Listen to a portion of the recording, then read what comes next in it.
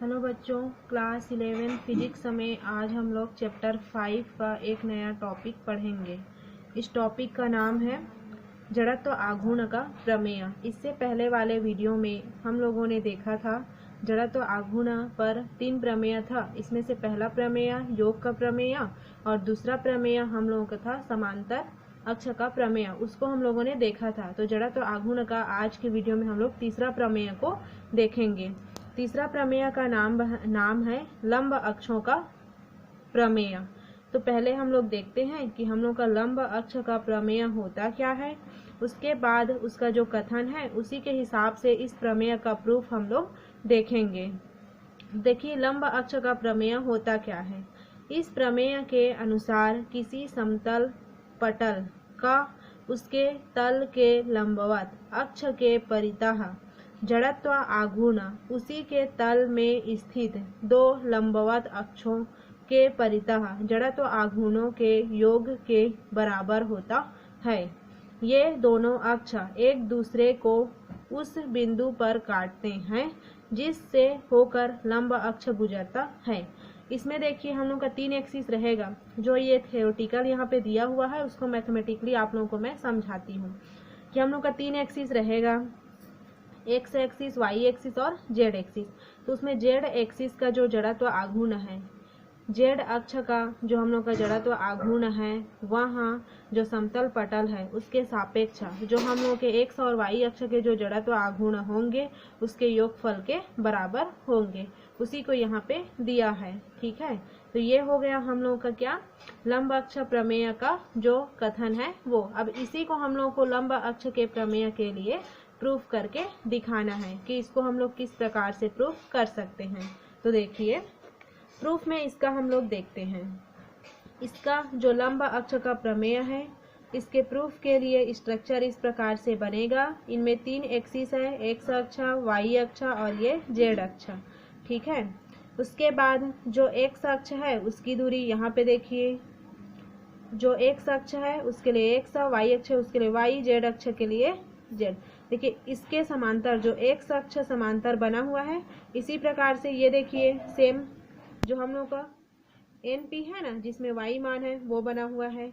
फिर वाई के समांतर ये एम पी बना हुआ है और जो ओ जेड के सापेक्ष हम लोग को ओ पी है वो बना हुआ है। ठीक है, तो एक्स के लिए जो आप लोग दूरी बोलोगे तो छोटा एक्स, फिर वाई के लिए जो वाई है और जेड के लिए ये हम लोग का आर है। इस प्रकार से। तो इसके बाद उसका कुछ वर्डन में लिखी हूँ, उसको देखिए। माना एक्स अक्ष, वाई अक्ष तथा जेड अक्ष के परितः पिंड का जड़त्व आघूर्ण क्रमशः आई एक्स, आई वाई तथा आई जेड है। जो मेरे एक्स अक्ष के सापेक्ष जड़त्व आघूर्ण है उसको मैं आई एक्स, और वाई अक्ष के समांतर जो जड़त्व सापेक्ष जो जड़त्व आघूर्ण है उसको आई वाई, तथा जेड अक्ष के सापेक्ष जो जड़त्व आघूर्ण है उसको आई जेड माने हैं। तथा एम कण का द्रव्यमान हो, तो जो मेरा स्मॉल एम है वो कण का द्रव्यमान हो, तो इस स्ट्रक्चर के सापेक्ष अब हम लोग कुछ वैल्यू निकालेंगे। उस वैल्यू के द्वारा ही हम लोग जो लंब अक्ष का कथन है उसको हम लोग प्रूफ करके दिखाएंगे। तो देखिए आगे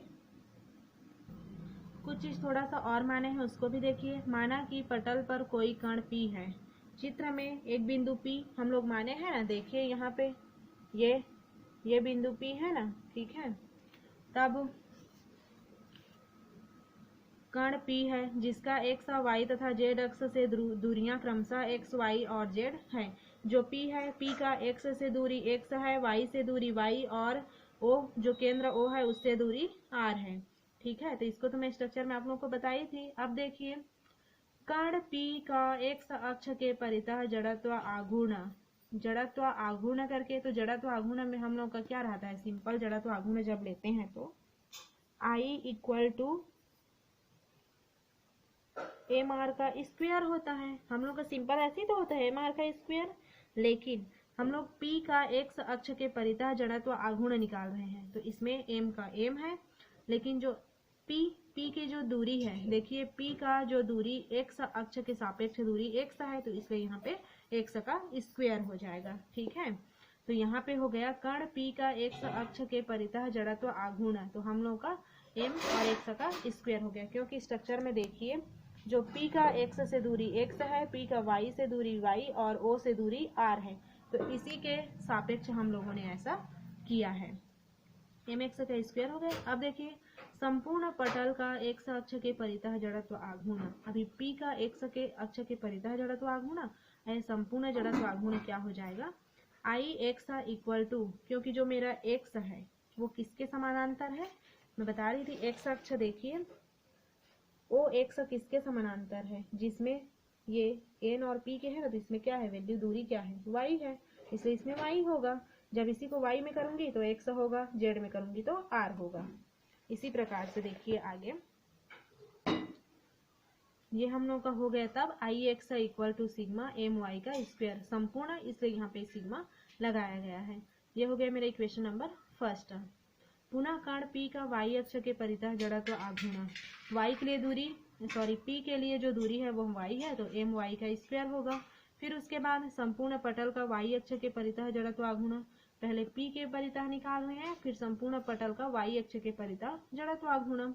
तो इसमें देखिए जो y है हम लोग का, ये y किसके समानांतर है, MP x के समानांतर है ना, इसलिए जो y OP है उसके लिए दूरी x होगा।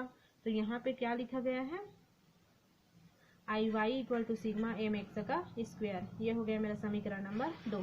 इसको हम लोग मान के रख रहे हैं। इसी तरह हम लोग का संपूर्ण पटल z अक्ष के परितः जड़त्व आघूर्ण, इसके लिए r में बताई थी ना, IZ equal to sigma mr का स्क्वायर। ये हम लोग के 3 समीकरण मिल गए, पहले में Ix का वैल्यू, दूसरा में IY का वैल्यू और तीसरा में IZ का वैल्यू। अब आगे देखिए समकोण त्रिभुज PMO में, ठीक है, PMO में चित्र में अब हम लोग देखते हैं जो हम लोग का समकोण त्रिभुज है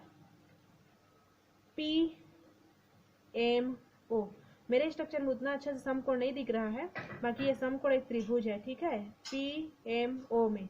इसमें हम लोग का कर्ण क्या है, OP, तो OP का स्क्वायर पाइथागोरस प्रमेय लगाएंगे तो OP का स्क्वायर इक्वल टू लंब का, अब क्या बोलते हैं, आधार हम लोग का क्या है, आधार का वर्ग प्लस लंब का वर्ग, तो ये हो गया MP का वर्ग,